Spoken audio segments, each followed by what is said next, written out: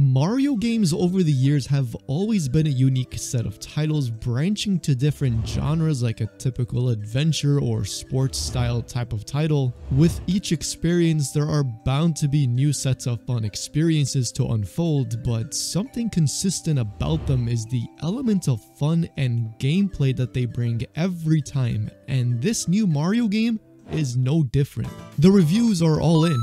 Every single one of them, even from some of the most questionable reviewers of all time. They all share one thing in common, and that's the score that they gave to Mario Bros. Wonder. I thought for sure that the negativity would start to flourish the moment content creators and others got their hands on it early, but to my surprise, there were hardly any. Were they gaslighting the game for an evil plot to deceive audiences to cause unnecessary discourse? Was it all an elaborate scheme to confuse other media outlets with all the high ratings? Was there a catch to all of this?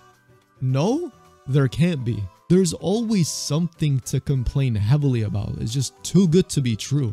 Ladies and gentlemen, none of this happened. Some actual common collective agreement for once on the joy this game brought to so many people was something I wasn't expecting. The people that worked on this game created something so incredible, so unique that it makes you wonder how it all came to be. Let's take a look at what seems to be one of the best 2D Mario platformers out right now.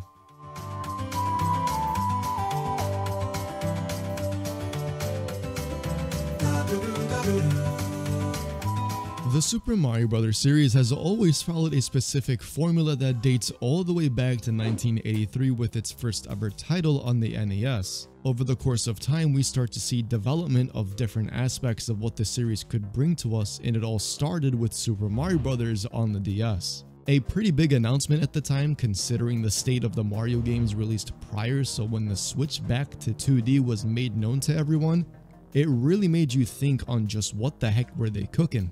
But also for it to be a gigantic step up from all the other 2D titles that demonstrated the capabilities of just what Super Mario Bros. Could deliver. This type of formula is seen with the later releases over the course of time, and yes, with every release there's bound to be something different, whether it's items or playable characters, but the concept has always stayed the same. So when you announce a brand new Mario Bros. Game, what on earth is going to make this any different from the previous titles? And the difference was quite literally taken to extreme measures.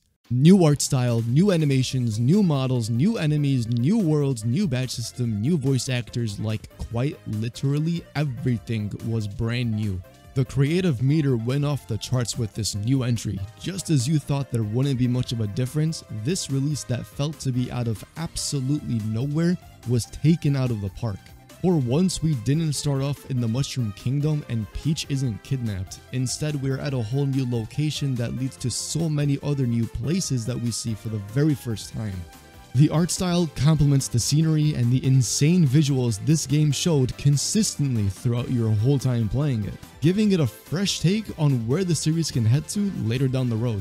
Every single world had brand new enemies that never made you feel like you were playing a rinse and repeat type of level, as the creative direction for how you complete the levels were taken to new heights. So much so that it was almost unpredictable every time. Figuring out on the spot on how to deal with the huge load of new enemies introduced and how to beat them, which was the case for almost every level in the new worlds. The new gimmick allows you to experience a transformation, running away from something, or navigating the map in a certain way that made me think that the possibilities were almost endless to give you a fresh experience every time you jumped into a new level. Mind you that there are about 120 of them in the game, and the fact that there was a creative approach in every single one of them is just mind-blowing to me. It rewards you for exploring, it rewards you for your skill level to unlock different areas of the map that also leads to some secret areas for you to play and complete. And if that wasn't enough, the new badge system also contributes in ways that you need to go about completing these levels. You want to go ahead and take a bit of a speed run? Go ahead. You need something to help you out with the water levels? It's got you as well. You can determine a comfortable playstyle in how you want to equip these badges to assist you in the game. The sensor badge being a super useful one to have to find the hidden items that can lead you to a 100% completion. You know the game was that good if I went out my own way to 100% a game like this to begin with within the first 2 days of its release. Mind you, it was a grind and a half, but that's just how much fun I had playing it. Getting a 100% completion requires you to beat the main game and land on top of the flagpole, collecting all purple coins, all the wonder seeds on every level, then to have collected all standees and badges. This game is definitely a Game of the Year contender. Just the amount of quality of life improvements and accessibility this game brings to all different types of players for all ages is a total W in my book. I just don't know how they will top this if they ever decide to release another one, whenever that would be. Like, sure, there could have been maybe a diverse set of boss fights or maybe a leaderboard to show the best times or scores, which I think could be fun, but considering there's no battle pass or any content locked behind a paywall, this was a solid insert your cartridge type of game and to just simply have fun. Some of the creative geniuses behind this project were the same group of people that worked on the first Super Mario Bros. Game, so the fact that they have a super long continued track record of contributing to multiple different Mario projects for like what, 40 years is massively impressive.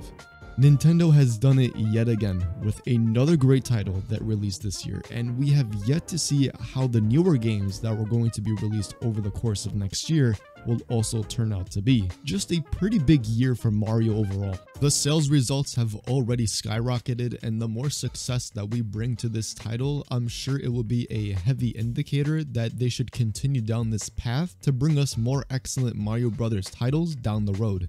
I'm content with this game, and I refuse for anyone to label this as a, in quotation marks in thin air with your fingers, step in the right direction, because that just says that the game has a bunch of flaws to which I would disagree with you heavily on. And I would just be led to assume that you were just a complainer just to complain at that point, to be honest. I should also mention that if you decide to mute the flowers from speaking to you as you play the game, then there's something massively wrong with you. They bring so much life to the levels with incredible comedic effect and are sometimes helpful to direct you to places to reach, so I just don't know how anyone would do that, but hey, that's just me. If the game doesn't win Game of the Year, then hey, at least some form of awards for sure, as the music, visuals, and such were displayed so well in my opinion that it would be a robbery if no award went to this. If you guys played this game, let me know what you thought about it in the comment section down below. I'd love to hear about them. Thanks for watching today's video. I really appreciate it. Be sure to leave a like and subscribe if you're new not to miss out on any other uploads here on the channel, and join the Discord server to stay up to date with my other projects that I'm currently working on. With that being said, take care of yourselves and I'll catch you guys in the next one. Peace out.